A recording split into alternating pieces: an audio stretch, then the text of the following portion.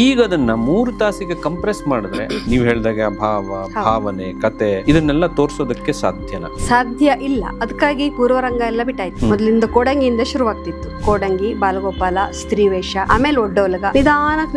ನಿಧಾನಕ್ಕೆ ಅದು ಏನ್ ಅಲೆ ಅಲೆ ಅಲೆ ಅಲೆ ಅಲೆ ಅಲೆ ಆಗಿ ನಿಮ್ಗೆ ತಲೆಗೆ ಹೋಗ್ಬೇಕಿತ್ತು. ಈ ಪೂರ್ವರಂಗಗಳನ್ನ ಬಿಟ್ಟು ಮುಖ್ಯವಾದ ಒಂದಿಷ್ಟು ಪಾತ್ರಗಳು, ಮುಖ್ಯವಾದ ಒಂದಿಷ್ಟು ಪದ್ಯಗಳು ಅದಷ್ಟೇ ಮಾತ್ರ ತಗೊಂಡು ಮಾಡ್ತಾರೆ.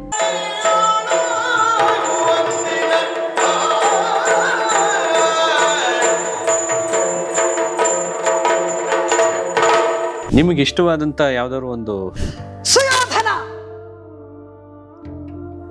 ಕಳ್ಳ ಹೆಜ್ಜೆಗಳನ್ನಿಟ್ಟು ಕೊಳವನ್ನ ಸೇರಿ ಕೊಳದಲ್ಲಿ ಮತ್ಸ್ಯ ರಾಜ್ಯವನ್ನಾಳಲು ಬಯಸಿರುವೆಯ ಪಾಪಿ ಸುಯೋಧನ. ಜೂಜನ್ನಾದರೂ ಆಡೋಣವೆಯಂತೆ ಬಾರ ಬಾರ ಬರಲಾರೆ ಗೊತ್ತು. ಕಪಟ ಜೂಜಿನಿಂದ ನಿನ್ನನ್ನ ಗೆಲ್ಲಿಸಲು ಆ ನಿನ್ನ ಕಪಟಿ ಮಾವ ಶಕುನಿ ಇಲ್ಲವಲ್ಲ. ಕೊಳದ ತಳವನ್ನ ಸೇರಿ ಚಂಡಿಕೆಯನ್ನ ಹಿಡಿದು ದರ ದರ ದರ ದರನೆ ಎಳೆ ತಂದು ರಣಮಾರಿಗೆ ಕೊಚ್ಚಿ ಬಲಿ ಹಾಕುವೆ. ಇಷ್ಟು ಮಾಡಿದ್ರೆ ಯಾವ ಕೌರವ ಆದ್ರೂ ಬರ್ಲೇಬೇಕಲ್ಲ.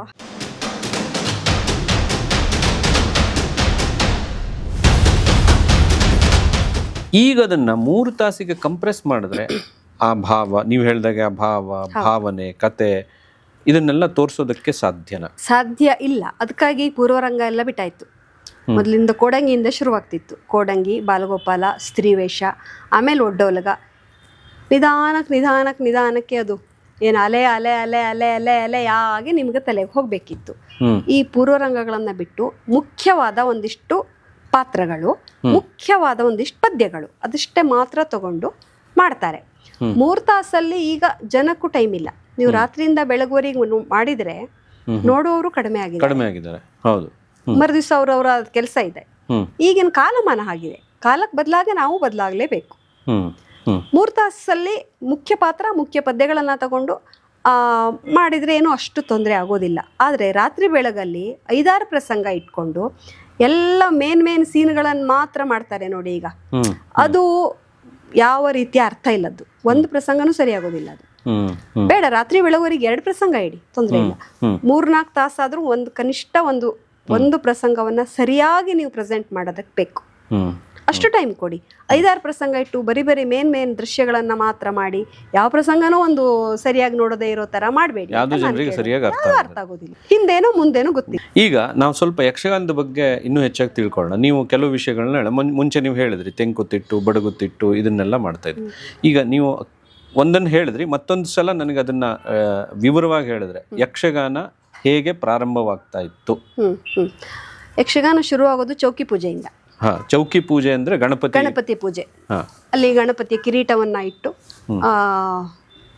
ಗಜಮುಖದ ಹೊಗೆ ಗಣಪಗೆ ಅಲ್ಲಿಂದ ಶುರುವಾಗಿ ಆಮೇಲೆ ರಂಗಸ್ಥಳಕ್ಕೆ ಭಾಗವತರು ಮತ್ತೆ ಚಂಡೆ ಮದ್ಲೆಯವರು ಬಂದು ಕೂತ ಮೇಲೆ ಕೋಡಂಗಿ ವೇಷ ಶುರುವಾಗ್ತಿತ್ತು. ಕೋಡಂಗಿ ಕುಣಿದಾದ್ಮೇಲೆ ಬಾಲಗೋಪಾಲ ಕುಣಿದಾದ್ಮೇಲೆ ಸ್ತ್ರೀವೇಷ, ಪೀಠಿಕಾ ಸ್ತ್ರೀವೇಷ. ಅದಿಷ್ಟ ಆಗುವಾಗಲೇ ಒಂದು 1/2-3/4 ಗಂಟೆ, 9:30-10 ಗಂಟೆಗೆ ಆಟ ಶುರುವಾದ್ರೆ ಮೇನ್ ಪ್ರಸಂಗ ಶುರುವಾಗೋದು 11 ಕಾಲ ಆಗ್ತಿತ್ತು. ಆಮೇಲೆ ಎಲ್ಲಾ ಪಾತ್ರಗಳನ್ನು ತಗೊಂಡು ಒಬ್ಬೊಬ್ರು 2-3 ವೇಷಗಳನ್ನು ಮಾಡ್ತಾ ಇದ್ರು ಮೇಳದಲ್ಲಿ. ರಾತ್ರಿ ಬೆಳಗುವರೆಗೆ 6 ಗಂಟೆಗೆ ಆಟ ಮಂಗಲ ಪದ್ಯದಿಂದ ಮುಗಿತಿತ್ತು. ಇದು ಒಂದು ಸಿಸ್ಟಮ್. ಚೌಕಿ ಪೂಜೆಗಿಂತ ಮುಂಚೆ ನಾವು ಬಣ್ಣ ಹಚ್ಕೊಳ್ಬೇಕು ಅಂದ್ರೆ, ಯಕ್ಷಗಾನಕ್ಕೆ ಸ್ಟೇಜ್ ಮೇಲೆ ಬರೋಕ್ಕಿಂತ ಮುಂಚೆ ಬಣ್ಣ ಹಚ್ಕೊಳ್ಬೇಕು ಅಂದ್ರೆ ಹೆಚ್ಚು ಕಡಿಮೆ ಎಷ್ಟು ಗಂಟೆ ತಗೊಳುತ್ತೆ ಇದು? ಒಂದು ವೇಷ ಈಗ ನಾವೇ ಅವ್ರವರೇ ರೆಡಿ ಮಾಡ್ಕೊಳ್ಳೋದಿದ್ರೆ ಕನಿಷ್ಠ 1 ತಾಸು ಬೇಕು. ಮೇಕಪ್ ಮಾಡಿ ಎಲ್ಲ 1 by 1 ಕಟ್ಕೊಂಡು ಅದನ್ನ ನೀವು ಹೇಳ್ದಂಗೆ ರೆಡಿಮೇಡ್ ಕೂಡ್ಸೋದಲ್ಲ ತಂದು. ಕೆಲವರು ಅಂತಾರೆ 10-15 ನಿಮಿಷ ಇರುವಾಗ ಮುಂದಿನ ಪ್ರೋಗ್ರಾಮ್ ನಿಮ್ದು, ನೀವು ರೆಡಿ ಆಗ್ಬೇಡಿ ಅಂತ. ಇನ್ನು 2 ಸುಮ್ಮನೆ ಹಚ್ಕೊಂಡು ನಾವು ಕಾಡಿಗೆ ಹಚ್ಕೊಂಡು ಬರೋದಲ್ಲ. ಅದು ಕನಿಷ್ಠ 1 hour ಬೇಕು. ಅದು ಈ ಕೆಲವರು ಚಿಟ್ಟೆ ಬಣ್ಣದ ವೇಷಗಳೆಲ್ಲ ಬರ್ತವೆ, ರಾಕ್ಷಸ ವೇಷಗಳೆಲ್ಲ, ಅದಕ್ಕೆಲ್ಲ 2 ತಾಸು ಬೇಕು ಅವ್ರಿಗೆ. ಪಟ್ ಅಂತ ಪ್ಯಾಂಟ್ ಶರ್ಟ್ ಹಾಕೊಂಡ್ ಬಂದಂಗೆ ಹಾಕೊಂಡ್ ಬರುವಂತಹ ಒಂದು ಕಲೆ ಅಲ್ಲ. ಕನಿಷ್ಠ 2 ಗಂಟೆ ಮುಂಚೆ 1 ತಾಸಾದ್ರೂ 1 ವೇಷಕ್ಕೆ ಬೇಕು ರೆಡಿ ಆಗಕ್ಕೆ. 3 ತಾಸು ಮೊದಲು ನಾವು ಒಂದು ಟೀಮ್ ಅನ್ನೋದು 3 ತಾಸು ಮೊದಲು ಚೌಕಿಗೆ ಬರಬೇಕು. ಯಾಕಂದ್ರೆ ಭಾಗವತರು ಬರ್ತಾರೆ. ಇವತ್ತಿನ ಪ್ರಸಂಗದ ಸಮಯ ಮಿತಿ ಎಷ್ಟು, ಇವತ್ತು ಯಾವ ಪದ್ಯಗಳನ್ನ ಬಳಸ್ಕೊಳ್ತೀವಿ. ಭಾಗವತರಾದವನು ಮೊದಲನೇ ವೇಷ ಅಂತ ಕರಿತೀವಿ. ಸಂಪೂರ್ಣ ಸೂತ್ರಧಾರ ಭಾಗವತ ಎಲ್ಲದೂ ಅವ್ರ ಕೈಯಲ್ಲೇ ಇರೋದು. ಅವ್ರು ಹೇಳಿದಂಗೆ ಎಲ್ಲ ಕಲಾವಿದರು ಕೇಳಬೇಕು. ಕೇಳಿದ್ರೆ ಮಾತ್ರ ಚೆನ್ನಾಗಿರುತ್ತೆ. ಈಗ ಕಲಾವಿದರು ಹೇಳಿದಾಗ ಭಾಗವತರು ಕೇಳುವುದಲ್ಲ.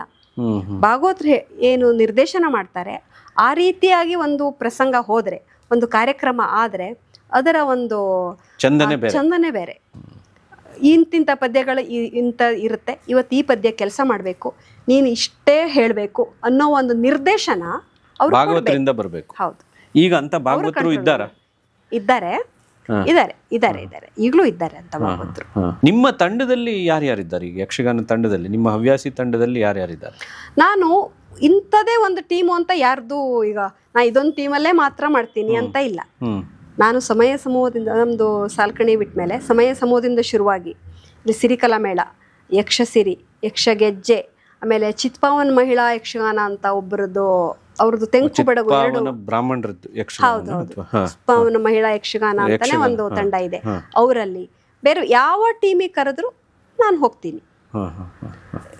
ಇರೋರೇ ಸೀಮಿತ ಕಲಾವಿದೆಯರು, ಅವರೇ ಅಲ್ಲಿ ಕೆಲವೊಮ್ಮೆ ನನಗಾಗೋದಿಲ್ಲ, ಬೇರೆಯವ್ರು ಬರ್ತಾರೆ, ನನ್ನ ಪಾತ್ರವನ್ನು ಬೇರೆಯವ್ರು ಮಾಡ್ತಾರೆ.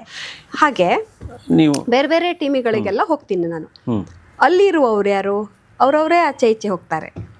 ಈಗ ಒಬ್ರದ್ದೇ ಟೀಮ್ ಅಂದ್ರೆ ಒಬ್ರಿಗೆ ಆಗೋದಿಲ್ಲ. ಅಂದ್ರೆ ಈ ರೀತಿ ನೀವು ಅಡ್ಜಸ್ಟ್ ಅಂದ್ರೆ ಈಗ ಒಬ್ರು ನಮ್ಮ ಹದಕ್ಕೆ ಹೊಂದ್ಕೊಂಡಿದ್ದಾರೆ, ಅವ್ರನ್ನೇ ನಾ ಟೀಮ್ ಮಾಡ್ಕೊಂಡು ಹೋಗ್ತೀನಿ, ನನಗ್ ಬೇಕಾಗಿರೋ ತರನೇ ಅವ್ರ ಡೈಲಾಗ್ ಆ ತರ ಇರೋದು. ಪ್ರಸಂಗಕ್ಕೆ ಯಾವ ರೀತಿಯಾಗಿ ಸಂಭಾಷಣೆ ಬೇಕು ಅದನ್ನ ಅವ್ರು ಹೇಳ್ತಾರೆ, ನೀವು ಹೇಳ್ತೀರಾ. ಎಲ್ಲರ ಜೊತೆ ಹೊಂದ್ಕೊಂಡು ಇದೊಂದು ಕಲಾ ಸೇವೆಯನ್ನ ನಾವು ಮಾಡಬೇಕು.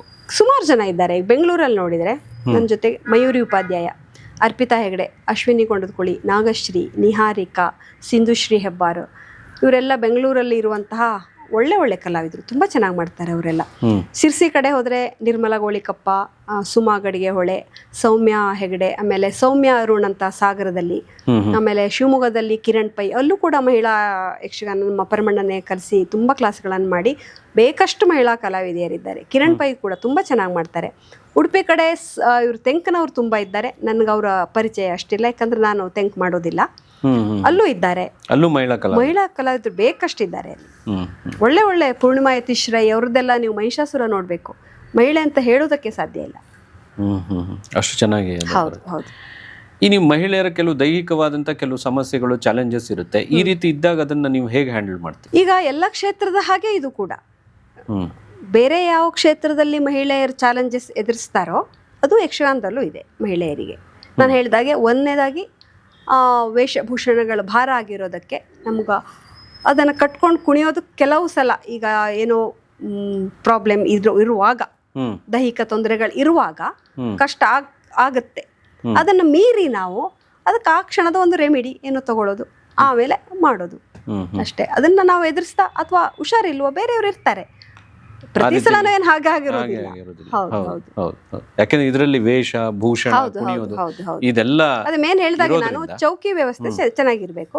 ತುಂಬಾ ಇವತ್ತಿಲ್ಲಿ ನಾಳೆ ಅಲ್ಲಿ ಪ್ರತಿಯೊಂದು ದಿನ ಬೇರೆ ಊರಲ್ಲೆಲ್ಲ ಇದ್ರೆ ನಮಗೆ ಹೋಗೋದಕ್ಕೆ ಸಾಧ್ಯ ಇಲ್ಲ. ಹೌದು. ಒಂದಿಷ್ಟು ಲಿಮಿಟೇಷನ್ಸ್ ಇದ್ದೇ ಇದೆ ನಮ್ಮ ಮಹಿಳೆಯರಿಗೆ. ಯಕ್ಷಗಾನದಲ್ಲಿ ಎಷ್ಟು ಪ್ರಸಂಗಗಳಿವೆ? 2000 ಮೇಲಿದೆ. ಈಗ ಮೊದಲೆಲ್ಲ ನಮಗೆ ಪುಸ್ತಕಗಳೇ ಸಿಗ್ಬೇಕಾಗಿತ್ತು. ಈಗ ಒಂದು ಯಕ್ಷಗಾನ ಪ್ರತಿ ಸಂಗ್ರಹ ಮಾಡಿ ಒಂದು ವೆಬ್ಸೈಟಲ್ಲಿ ಅದನ್ನು ಹಾಕಿ ನಮಗೆ ಎಲ್ಲದೂ ಮೊಬೈಲಲ್ಲೇ ಸಿಗುತ್ತೆ ಇವಾಗ ಪ್ರಸಂಗಗಳೆಲ್ಲ. ಪ್ರಸಂಗ ಪ್ರತಿ ಸಂಗ್ರಹ ಅಂತ ಒಂದು ರವಿ ಮಡೋಡಿ ಅವರು, ಆಮೇಲೆ ಆನಂದರಾಮ್ ಉಪಾಧ್ಯಾಯ ಅವರೆಲ್ಲ ಸೇರಿ ಎಲ್ಲದನ್ನು ನಮಗೆ ಮೊಬೈಲಲ್ಲಿ ಸಿಗೋ ತರ. ಈಗ ಭಾಗವತರು ಕೂಡ ಮೊಬೈಲ್ ನೋಡ್ಕೊಂಡು ಪ್ರಿಂಟ್ ಔಟ್ ತಕೊಂಡು ಮಾಡ್ಬೋದು. ಪುಸ್ತಕವೇ ಬೇಕು ಅಂತಿಲ್ಲ. ಅದೊಂದು ಎಷ್ಟು ಒಳ್ಳೆ ಕೆಲಸ ಮಾಡಿದ್ದಾರೆ ಅಂದ್ರೆ, ಇಲ್ಲ ಪ್ರಸಂಗ ಪ್ರತಿಗಾಗಿ ನಾವು ಯಾರ ಹತ್ರ ಇದೆ ಅಂತ ಹುಡುಕ್ಬೇಕಿತ್ತು. ಅವರೆಲ್ಲ ಎಲ್ಲೆಲ್ಲಿ ಪ್ರಸಂಗಗಳಿದೆ ಅದನ್ನೆಲ್ಲ ತಗೊಂಡು ಡಿಜಿಟಲಿ ಅದನ್ನ ಅಪ್ಲೋಡ್ ಮಾಡಿ ನಮ್ಗೆಲ್ಲದು ಅಂಗೈಯಲ್ಲೇ ಸಿಗೋ ತರ ಮಾಡಿದ್ದಾರೆ. ಹಾಗಾಗಿ ಅವರಿಗೆ ತುಂಬಾ ಒಂದು ಕೃತಜ್ಞತೆ ಆ ಒಂದು ಕೆಲಸ ಮಾಡಿದ್ದಕ್ಕೆ. ಹೌದು, ಇವರೆಲ್ಲ ಈ ಯಕ್ಷಗಾನ ಕಲಾವಿದರು, ಯಕ್ಷಗಾನ ಅಭಿಮಾನಿಗಳು ಇವರೆಲ್ಲ ಸೇರಿ ಇದನ್ನ ಮಾಡ್ತಾ ಇದ್ದಾರೆ. ಈ ಯಕ್ಷಗಾನ ಅಕಾಡೆಮಿ ಇದೆಯಲ್ಲ, ಅದರಿಂದ ಏನಾದ್ರೂ ಸಹಾಯ ಮತ್ತೆ ಇದೆಲ್ಲ ಸಿಗ್ತಾ ಇದೆ? ಈಗ ರಿಜಿಸ್ಟರ್ಡ್ ಆದ್ರೆ ನಿಮ್ಮ ಸಂಸ್ಥೆ ಒಂದು ಕಾರ್ಯಕ್ರಮಕ್ಕೆ ಇಷ್ಟು ಅಂತ ಅವರು ಕೊಡ್ತಾರೆ ನೀವು. ಬಟ್ ಇಷ್ಟು ಅವ್ರದ್ದಾದ ಒಂದಿಷ್ಟು ಕಂಡೀಷನ್ಸ್ ಇದೆ. ಇಷ್ಟು ಪ್ರಸಂಗ ಇಷ್ಟು ಮಾಡಬೇಕು, ಇಷ್ಟು ಕೊಡ್ತೀವಿ ಒಂದು ಆಟಕ್ಕೆ, ಅದಕ್ಕೆ ದಾಖಲೆಗಳನ್ನು ಒದಗಿಸಿದ್ರೆ ಅವರು ಸಹಾಯ ಮಾಡ್ತಾರೆ. ಕಾರ್ಯಕ್ರಮಕ್ಕೆ, ಮತ್ತು ಕೆಲವು ಬ್ಯಾಂಕ್ಗಳು, ಕೆಲವು ಸಂಘ ಸಂಸ್ಥೆಗಳು ಅದು ಸಾಂಸ್ಕೃತಿಕ ಕಾರ್ಯಕ್ರಮಕ್ಕೆ ಅಂತಲೇ ಒಂದಿಷ್ಟನ್ನು ಇಟ್ಟಿರ್ತಾರೆ. ನಾವು ಅಪ್ರೋಚ್ ಮಾಡಿ ಸರಿಯಾದ ರೀತಿಯಲ್ಲಿ ಅವ್ರಿಗೆ ತಿಳಿಸಿದರೆ ಸಿಗುತ್ತೆ ಅದರಲ್ಲಿ. ಈ ಯಕ್ಷಗಾನದ 2000 ಪ್ರಸಂಗಗಳನ್ನು ನಾವು ಯಾವ ರೀತಿಯಾಗಿ ಡಿವೈಡ್ ಮಾಡ್ಬೋದು? ಮಹಾಭಾರತ, ರಾಮಾಯಣ, ಮಹಾಭಾರತ, ಭಾಗವತ, ಆಮೇಲೆ ಶಿವಪುರಾಣಗಳಿಂದ ಒಂದಿಷ್ಟು ತಗೊಳ್ಳಿ, ಪೌರಾಣಿಕ ಹೌದು ಹೌದು ಹೌದು. ಅದರಲ್ಲಿ ನಿಮಗೆ ಇಷ್ಟವಾದಂತ ಪ್ರಸಂಗಗಳು ಯಾವ್ಯಾವ? ನಂಗೆ ಕೃಷ್ಣ ಬರುವಂತ ಯಾವ ಪ್ರಸಂಗನೂ ಇಷ್ಟ. ಮಹಾಭಾರತದ್ದು ಒಟ್ಟಿನಲ್ಲಿ ಕೃಷ್ಣನ ಪಾತ್ರ ಬೇಕು, ಕೃಷ್ಣ ಇರಬೇಕು ಆ ಪ್ರಸಂಗದಲ್ಲಿ, ಅದು ಇಷ್ಟ. ಆಮೇಲೆ ಮಹಾಭಾರತದ್ದು ಸಾಮಾನ್ಯವಾಗಿ ಪೌರಾಣಿಕ ಪ್ರಸಂಗಗಳೆಲ್ಲದೂ ನನಗಿಷ್ಟನೇ, ಒಂದಕ್ಕಿಂತ ಒಂದು ಚೆನ್ನಾಗಿದೆ. ಆ ಪದ್ಯಗಳನ್ನೆಲ್ಲ ಓದಿದಾಗ ನಿಮಗೆ ನಮ್ಮನ್ನು ನಾವು ಮೈ ಮರೆತು ಅದನ್ನು ಓದಿ ಅದರಲ್ಲಿ ತಲ್ಲಿನ ಹಾಕ್ತೀನಿ ನಾನು. ಯಾಕಂದರೆ ನನಗೆ ಅದು ಎಷ್ಟು ಹುಚ್ಚು ಅಂದರೆ, ಅಡುಗೆ ಮನೆಯಲ್ಲಿ ಒಂದು ಕಾಯಿ ತುರಿಯುವಾಗಿಂದ ಹಿಡಿದು ನನ್ನದೊಂದು ಲಯ ಅಥವಾ ತಾಳದ ಒಂದು ರಿದಮಲ್ಲಿ ಇರುತ್ತೆ ಅದು. ಅಥವಾ ಒಂದು ಒಗ್ಗರಣೆಗೆ ಇಟ್ಕೊಂಡು ಅದು ಸಾಸಿವೆ ಕಾಳು ಸಿಡಿಯೋ ಅಷ್ಟರಲ್ಲಿ ಒಂದು ಚಾಲು ಕುಣಿತ, ಅದೊಂದು 2-3 ನಿಮಿಷನೂ ನನಗೆ ವೇಸ್ಟ್ ಆಗಬಾರ್ದು. ಅದು ಎಷ್ಟೊತ್ತಿಗೆ ಅದೊಂದು ಆ ಒಂದು ಸ್ಫೂರ್ತಿ ಬರುತ್ತೆ ಹೇಳೋಕ್ಕಾಗಲ್ಲ. ಈ ಒಂದು ಅಲ್ಲಿ ಒಬ್ಬರು ಈ ಥರ ಕುಣಿದ್ರು, ಅದನ್ನು ಹಿಂಗೆ ಮಾಡಿದರೆ ಹೆಂಗೆ, ಅದು ಹಾಂಗೆ ಮಾಡಿದರೆ ಹೆಂಗೆ, ಈ ಪದ್ಯಕ್ಕೆ ಈ ಅರ್ಥ ಹೇಳಿದರೆ ಹೆಂಗೆ. ಅವತ್ತು ಒಂದು ಆಟ ಆಯಿತು, ಇವತ್ತು ಆಟ ಆದಮೇಲೆ ಮರುದಿವಸ ಎಲ್ಲ ಅದೇ ಗುಂಗು ನಮಗೆ. ಅಲ್ಲಿ ನಾನು ಹಂಗೆ ಹೇಳಿದೆ, ಅದ್ರ ಬದಲು ಹಿಂಗೆ ಹೇಳಿದರೆ ಹೆಂಗೆ ಆಗ್ತಿತ್ತು, ನಮ್ಮಲ್ಲೇ ನಾವು ಅದನ್ನು ಅನಲೈಸ್ ಹೋಗೋದು. ಗುಂಗು ಚಾಲು ಕುಣಿತ ಅಂದ್ರೆ ಏನು? ಚಾಲು ಕುಣಿತ ಅಂದರೆ ಈಗ ಆದಿತಾಳ ಅಂತ ಇಟ್ಕೊಳ್ಳಿ. ಆದಿತಾಳದಲ್ಲಿ ಈಗ ಸೃಷ್ಟಿಗರ್ಜುನನೇ ನೀನು, ಇದು ಪದ್ಯ. ಪ್ರಕೃತಾಂ ತೋಂತ ಧಿನ್ನತ್ತ ಗಿಡದಿತ್ತ ತಯ್ಯತ್ತ ದಿನ್ನ ತತ್ತೋಂತ ಧಿಕ್ಕುತ್ತಕ್ಕ ತಯ್ಯ ದಿನ್ನ ತತ್ತೋಂತ ಧಿಕ್ಕುತ್ತಾದೆ. ಈ ಒಂದು ಕುಣಿತಗಳಿರ್ತಾವಲ್ಲ, ಅದು ಚಾಲು ಕುಣಿತ. ನಿಮಗೆ ಇಷ್ಟವಾದಂಥ ಯಾವ್ದಾದ್ರು ಒಂದು ಪ್ರಸಂಗದ ಸಂಭಾಷಣೆ ನೀವು ಹೇಳಬೇಕೀಗ. ಕೃಷ್ಣ ಇಷ್ಟ ಅಂತ ಹೇಳಿದ್ರಿ. ಕೃಷ್ಣ ಇಷ್ಟ, ಆದರೆ ಅದಕ್ಕೆ ನನಗೆ ಏನು ಪ್ರಭಾವಿಯಾಗಿ ನಾನು ಪ್ರೆಸೆಂಟ್ ಮಾಡುವಂಥದ್ದು ಭೀಮ. ತುಂಬ ಗದಾ ಯುದ್ಧದ ಒಂದು ಭೀಮ. ಕೌರವ ನೀರಿನಲ್ಲಿ ಮುಳ್ಕೊಂಡಿರುವಾಗ ಅವನನ್ನು ಕೆರಳಿಸಿ ಒಂದು ಎಬ್ಬಿಸ್ತಾನಲ್ಲ, ಆ ಸನ್ನಿವೇಶ ಭಾಳ ಇಷ್ಟ. ನಿಮಗೆ ಬೇಕು ಅಂದ್ರೆ ಅದನ್ನು ಮಾಡ್ತಾರೆ, ಅದನ್ನು ಹೇಳಿ. ಕೂತ್ಕೊಂಡು ಮಾಡೋದು ಕಷ್ಟ,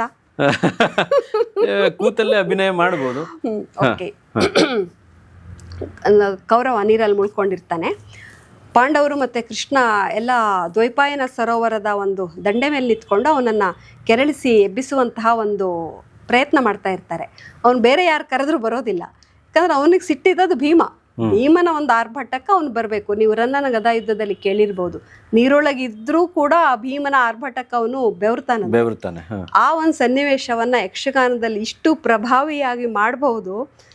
ಯಾರೇ ನೀರಲ್ಲಿದ್ರೂ ಎದ್ದು ಬರಬೇಕು, ಆ ಥರ ಮಾಡ್ಬೋದು ನಾವು. ಸುಯೋಧನ ಕಳ್ಳ ಹೆಜ್ಜೆಗಳನ್ನಿಟ್ಟು ಕೊಳವನ್ನ ಸೇರಿ ಕೊಳದಲ್ಲಿ ಮತ್ಸ್ಯ ರಾಜ್ಯವನ್ನಾಳಲು ಬಯಸಿರುವೆಯ. ಪಾಪಿ, ವಿಶಾಲವಾದ ಕುರು ಸಾಮ್ರಾಜ್ಯವನ್ನಾಳುವ ಭಾಗ್ಯವನ್ನ ಕಳೆದುಕೊಂಡ ನೀನು ಕೊಳದಲ್ಲಿ ಮತ್ಸ್ಯ ರಾಜ್ಯವನ್ನಾಳಲು ಬಯಸಿರುವೆಯ. ಭಯ ಜ್ವರ ಹಿಡಿದ ನಿನ್ನನ್ನ ಸೆಳೆದು ರಣದಲ್ಲಿ ತೊಡೆಯ ಕಳಚುವ ಮೃತ್ಯು ಭೀಮ ಬಂದಿದ್ದಾನೆ, ಬಾರ ಹೊರಗೆ. ಸುಯೋಧನ, ಜೂಜನ್ನಾದರೂ ಆಡೋಣವೆಯಂತೆ ಬಾರ ಬಾರ. ಬರಲಾರೆ ಗೊತ್ತು, ಕಪಟ ಜೂಜಿನಿಂದ ನಿನ್ನನ್ನ ಗೆಲ್ಲಿಸಲು ಆ ನಿನ್ನ ಕಪಟಿ ಮಾವ ಶಕುನಿ ಇಲ್ಲವಲ್ಲ. ಈಗಾಗಲೇ ಅಂತಕನಾಲಯವನ್ನ ಸೇರಿ ನಿನ್ನ ಬರವನ್ನ ನಿರೀಕ್ಷಿಸುತ್ತಿರಬಹುದು. ಅಲ್ಲಿಗೆ ಕಳುಹಿಸಿಕೊಡ್ತೇನೆ ಬಾರೋ. ದ್ರೌಪದಿಯ ಸೀರೆ ಸೆಳೆಸುವೆಯಂತೆ ಬಾರೋ.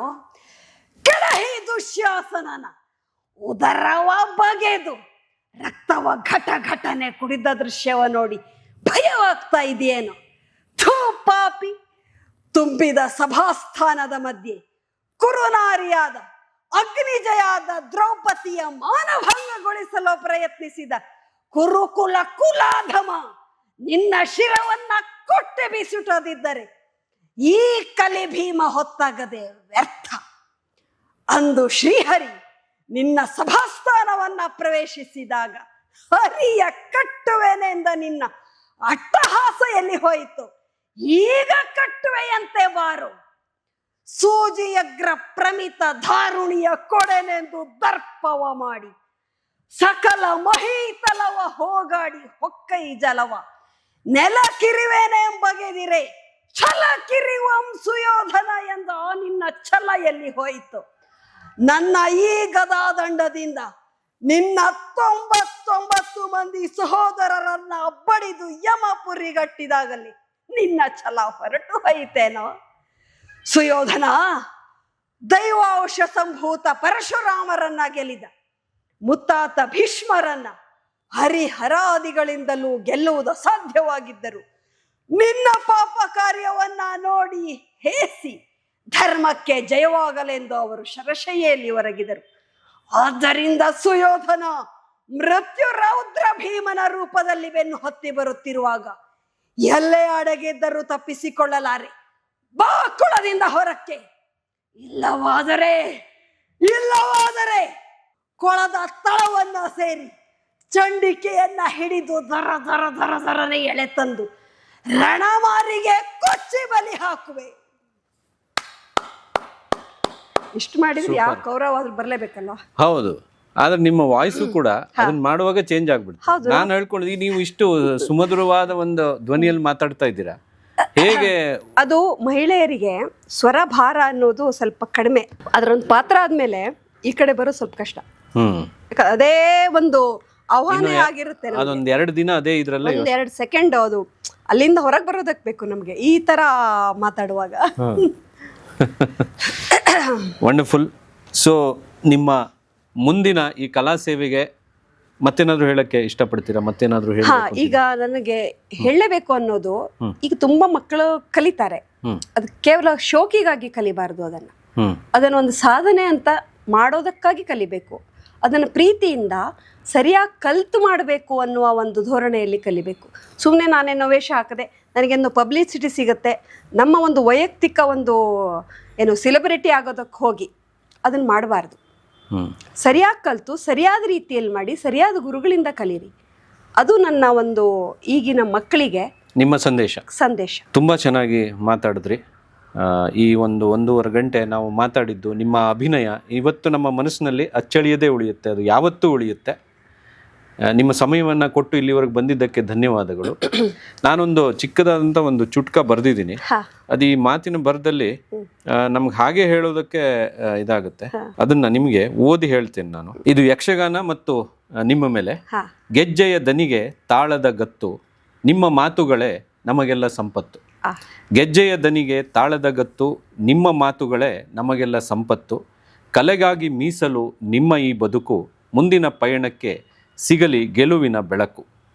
ಮುಂದಿನ ಪಯಣಕ್ಕೆ ನಿಮಗೆ ಸಿಗಲಿ ಗೆಲುವಿನ ಬೆಳಕು. ನಮ್ಮೆಲ್ಲರ ಶುಭಾಶಯಗಳು ಬಿಯಾಂಡ್ ಲಿಮಿಟ್ಸ್ನ ವೀಕ್ಷಕರಿಂದ ಕೂಡ. Thank you. ತುಂಬ ಖುಷಿ ಆಯಿತು ನನ್ನನ್ನು ಇಲ್ಲಿವರೆಗೆ ಕರೆಸಿ. ಇಷ್ಟೊತ್ತು ನಿಮ್ಮ ಯಕ್ಷಗಾನ ಮಾತಾಡಬೇಕು ಅಂದರೆ ನಮಗೆ ಅದೊಂದು ಸಂಭ್ರಮ. ಆ ಸಂಭ್ರಮವನ್ನು ನೀವು ಕಲ್ಪಿಸಿಕೊಟ್ಟಿದ್ದಕ್ಕೆ, ಮತ್ತು ಒಂದಿಷ್ಟು ಮಹಿಳೆಯರು ಇದ್ದಾರೆ ಅನ್ನುವ ನಿಮ್ಮ ಒಂದು ಗುರುತಿಸುವಿಕೆ ಇದೆಯಲ್ಲ, ಅದು ನಮಗೆ ಭಾಳ ಹೆಮ್ಮೆ ವಿಷಯ. ಇನ್ನೊಂದು ಬಿಯಾಂಡ್ ಲಿಮಿಟ್, ಅದರ ಅರ್ಥನೇ ವಿಶೇಷ. ಹೌದು, ಅದಕ್ಕೋಸ್ಕರ ಮೀರಿ ನಿಂತವ್ರು ನಾವಲ್ಲ, ಇನ್ನು ಮಾಡೋ ತುಂಬಾ ತುಂಬಾ ತುಂಬಾ ಇದೆ. ಅಲ್ಲ, ಅದಕ್ಕೆ ಹೇಳಿದ್ದು ಯಕ್ಷಗಾನ ಗಂಡು ಕಲೆ, ಅದನ್ನ ಲಿಮಿಟ್ ಅನ್ನ ಮೀರಿ ನೀವು ಕಲಿತು ಇದನ್ನ ಮಾಡ್ತಾ ಇದ್ದೀರಾ. ಅದನ್ನು ಗುರುತಿಸಿದ್ರಲ್ಲ, ಅದಕ್ಕೆ ಬಿಯಾಂಡ್ ಲಿಮಿಟ್ಗೆ ನಾನು ತುಂಬಾ ತುಂಬಾ ತುಂಬಾ ಋಣಿಯಾಗಿದ್ದೀನಿ. ಜೊತೆಗೆ ಇಷ್ಟೇ ಅಲ್ಲ, ನಾನು ಸಾಧಿಸಿದ್ದು ಏನೂ ಅಲ್ಲ. ಪ್ರತಿಯೊಬ್ಬರು ನಾನು ಝೀರೋದಲ್ಲಿದ್ದೀನಿ ಅಂತ ತಿಳ್ಕೊಂಡಾಗ ಮಾತ್ರ ನಿಮಗೆ ಇನ್ನೂ ಒಂದಿಷ್ಟು ಕಲಿಯೋದಕ್ಕೆ, ಆ ಒಂದು ಕ್ಷೇತ್ರದಲ್ಲಿ ಇನ್ನಷ್ಟು ಸಾಧನೆ ಮಾಡೋದಕ್ಕೆ ಒಂದು ಅವಕಾಶ ಇರುತ್ತೆ. ನನಗೆಲ್ಲ ಗೊತ್ತು, ಯಾರು ಏನು ಗೊತ್ತು? ಆ ಮಹಾಸಮುದ್ರದಲ್ಲಿ ನಾನು ಒಂದು ಬಿಂದು ಮಾತ್ರ. ಎಷ್ಟೆಷ್ಟು ಸಾಧನೆ ಮಾಡಿದ ನಿಮ್ಮ ಮಾರ್ಗದರ್ಶನದಲ್ಲಿ ನಾವು ಇನ್ನೂ ಕೆಲವು ಜನರನ್ನ ಸಂದರ್ಶನ ಮಾಡ್ತೀವಿ. ಮತ್ತೆ ಅಷ್ಟೇ ಅಲ್ಲ, ನೀವು ಚೌಕಿಯಲ್ಲಿ ಬಣ್ಣ ಹಚ್ಚುವಾಗ ನಿಮ್ಮ ಒಂದು ಯಕ್ಷಗಾನ ಇದನ್ನ ಕೂಡ ನಾವು ಮಾಡಬೇಕು, ಅದನ್ನೆಲ್ಲ ಮಾಡಬೇಕು. ಯಾಕೆಂದ್ರೆ ಅದ್ರ ಹಿಂದಿನ ಶ್ರಮ ಯಾರಿಗೂ ಗೊತ್ತಿರೋದಿಲ್ಲ. ಏನೋ ಬಂದ್ರು ಮೇಕಪ್ ಹಾಕೊಂಡು ಕುಣಿದ್ರು ಹಾಗಲ್ಲ. ಅದ್ರ ಹಿಂದೆ ಎಷ್ಟು ಶ್ರಮ ಇರುತ್ತೆ, ಒಬ್ಬ ಸಂಘಟಕರ ಶ್ರಮ ಎಷ್ಟಿರುತ್ತೆ, ಅದಕ್ಕೆ ನಾವು ಕೊಡುವಂಥದ್ದೇನಿದೆ ಅದೇನೂ ಅಲ್ಲ. ಅದೆಲ್ಲ ಆಗಲಿ ಅನ್ನೋದು ನಾನು ಈ ಮಾಧ್ಯಮದ ಮೂಲಕ ನಿಮ್ಮಲ್ಲಿ ಕೇಳ್ಕೊಳ್ತೀನಿ. ಧನ್ಯವಾದಗಳು, ತುಂಬಾ ಧನ್ಯವಾದಗಳು ಗೀತಾ. ನಿಮಗೂ ಕೂಡ ತುಂಬಾ ತುಂಬಾ ಧನ್ಯವಾದಗಳು. ಎಲ್ರಿಗೂ ಶುಭವಾಗಲಿ. Thank you.